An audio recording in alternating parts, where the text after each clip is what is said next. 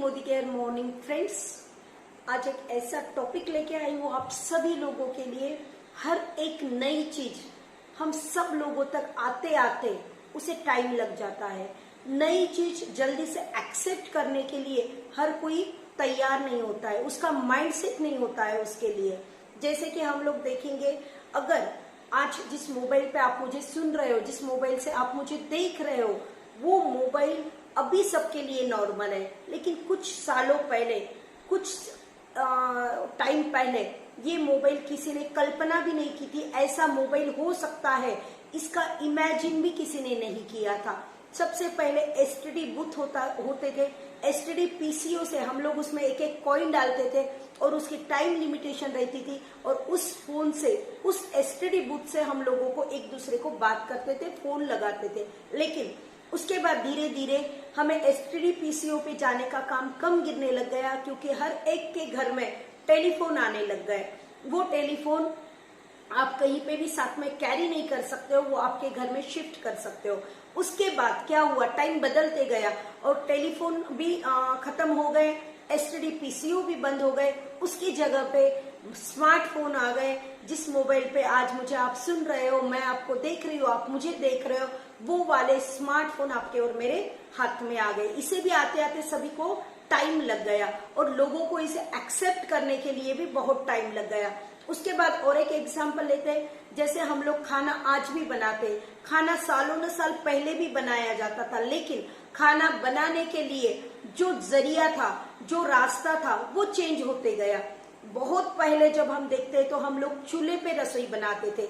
चूल्हा तो बहुत से जनों को आज मालूम भी नहीं है, लेकिन हमारे दादी और परदादी के जमाने में अगर हम लोग देखेंगे तो उनके जमाने में चूल्हा ये बहुत ज्यादा कॉमन था। हर एक के घर में चूल्हे पे रसोई बनती थी। उसके बाद धीरे धीरे उसकी जगह पे स्टोव आने लग गया, जो रॉकेल से, केरोसिन से चलता था। स्टोव आने से क्या हो गया, स्टोव लोगों को चूल्हे से इजी लगने लगा, कन्वीनियंट लगने लगा। उसके कुछ टाइम बाद क्या हो गया, चूल्हे ने और स्टोव ने दोनों भी क्या हो गए, हमारी दुनिया से निकल गए, हमारी जिंदगी से निकल गए, और उसकी जगह पे गैस आ गया। गैस ये आज सबके घरों में नॉर्मल है, कॉमन है। गरीब से गरीब घर के घर में भी आज गैस पाया जाता है। लेकिन गैस जब नया नया आया था तो बहुत कम लोगों के घरों में ये आता था, क्योंकि लोग डरते थे इसका जो सिलेंडर है, ये जिस चीज पे चलता है, वो सिलेंडर अगर फट गया, फूट गया तो हम घर हमारे बर्बाद हो जाएंगे। इसलिए डर के मारे लोग जो गैस है वो जल्दी से खरीदते नहीं थे। लेकिन आज वो क्या हो गया है, वही नॉर्मल हो गया है, बहुत कॉमन बात हो गई। आज एक भी घर ऐसा नहीं है जहां पे गैस आपको दिखाई ना दे।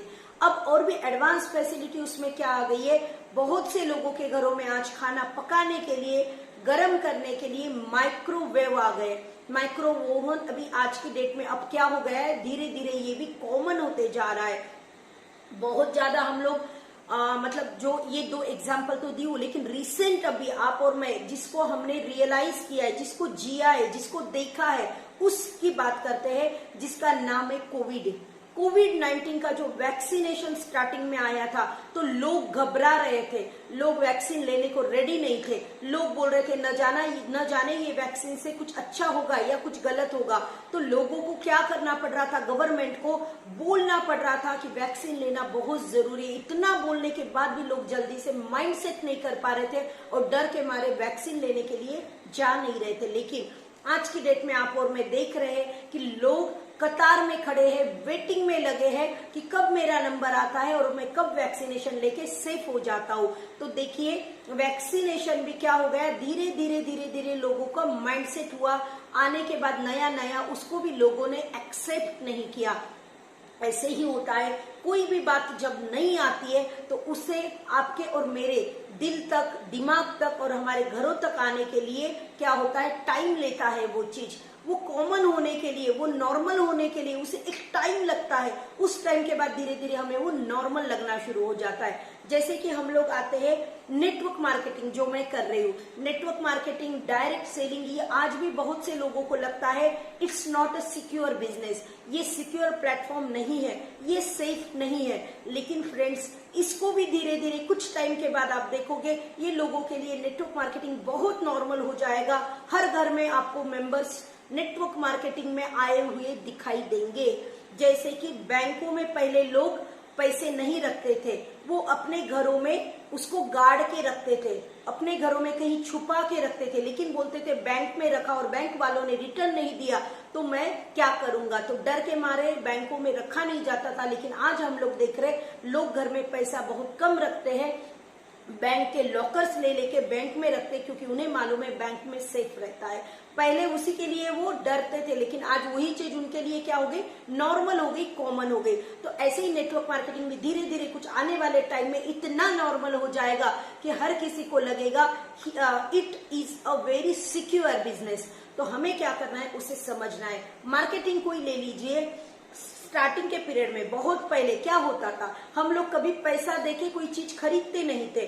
बहुत पहले के पीरियड में लोग क्या करते थे, एक चीज के बदले में दूसरी चीज उसके पास से लेते थे। इसे बोलते थे देवान घेवान का बिजनेस, इसे बोलते थे एक्सचेंज का बिजनेस।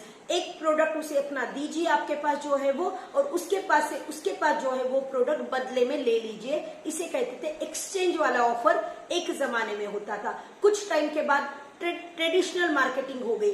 ट्रेडिशनल मार्केटिंग में क्या हो गया, एक इंसान इन्वेस्टमेंट करके उसकी दुकान में, उसकी शॉप में बहुत सा मटेरियल्स, प्रोडक्ट्स लाके रखता है और वो क्या करता है, सामने वाले को प्रोडक्ट सेल करता है। उसके बदले में सामने वाले से वो क्या करता है, कैश लेता है, अमाउंट लेता है, पैसा लेता है, मनी लेता है। फिर धीरे धीरे क्या होने लग गया, आज अब नेटवर्क मार्केटिंग डायरेक्ट सेलिंग का बिजनेस आ गया।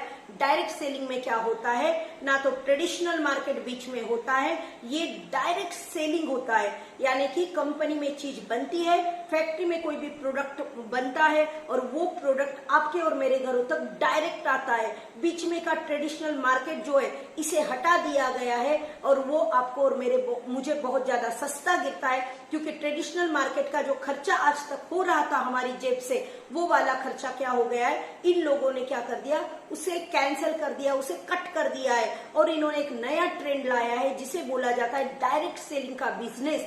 और डायरेक्ट सेलिंग का बिजनेस आज भले ही लोगों के लिए एक अटपटा बिजनेस है, बहुत से जल्दी लोगों का माइंडसेट नहीं होता है, लेकिन आने वाले कुछ टाइम में आप देखोगे यही वाला मार्केटिंग बहुत नॉर्मल हो जाएगा और हर घर में नेटवर्क मार्केटिंग बहुत फेमस हो जाएगा। फ्रेंड्स, अभी भी अगर आपने इसको नहीं समझा है तो टाइम जाने से पहले संभल जाइए, इसको स्टडी कर लीजिए, इसे देखिए, परखिए और उसके बाद डिसीजन ले लीजिए। क्योंकि जो टाइम के साथ चलता है वो अपनी रफ्तार बहुत तेजी से बढ़ाता है, लेकिन जो टाइम निकलने के बाद कदम डालने की कोशिश करता है वो क्या हो जाता है, कंपटीशन से पीछे रह जाता है और वो चाहे कितनी भी दौड़ लगा ले, लेकिन उस कतार में, उस रेस में वो हिस्सा नहीं ले पाता और वो धीरे धीरे बैक चला जाता है। तो आपका अभी सोचने का टाइम है, बहुत अच्छा अवसर आपके पास है, बहुत अच्छा चांस आपके पास है। ये अभी नेटवर्क मार्केटिंग का, डायरेक्ट सेलिंग का ग्रोइंग, जिसे बोला जाता है ग्रोइंग पीरियड है। तो इसे क्या कीजिए, ग्रैब कर लीजिए, इस अपॉर्चुनिटी को हाथ से मिस मत होने दीजिए। नेटवर्क मार्केटिंग के लिए, डायरेक्ट सेलिंग के लिए अगर आपके पास ज्यादा नॉलेज नहीं है और इसका नॉलेज, इसकी इंफॉर्मेशन आप लेना चाहते हो तो मेरा नंबर आपके पास अवेलेबल है। My WhatsApp number is 9423729242। It's my WhatsApp number. आप इसे जल्दी से जल्दी, अभी तक जो टाइम गया वो ठीक है, चले गया सो चले गया, लेकिन आगे का टाइम आपका अब नहीं जाना चाहिए। इस अपॉर्चुनिटी को जल्दी से जल्दी ग्रैब कीजिए और क्या कीजिए, जमाने के साथ, जमाने के साथ चलने की कोशिश कीजिए ताकि आप जमाने के साथ चल सको, ना कि जमाने के पीछे रह सको। तो थैंक यू सो मच। मैं समझती हूँ कि आज का मेरा वीडियो आप लोगों को बहुत ज्यादा काम आएगा और आप मुझे कांटेक्ट कर सकते हो। आपको अगर कुछ भी क्यूरीज है, कुछ भी डाउट्स है तो मैं आपको रिप्लाई करूंगी। आप मेरे व्हाट्सएप नंबर पे मुझे व्हाट्सएप कर सकते हो। Thank you so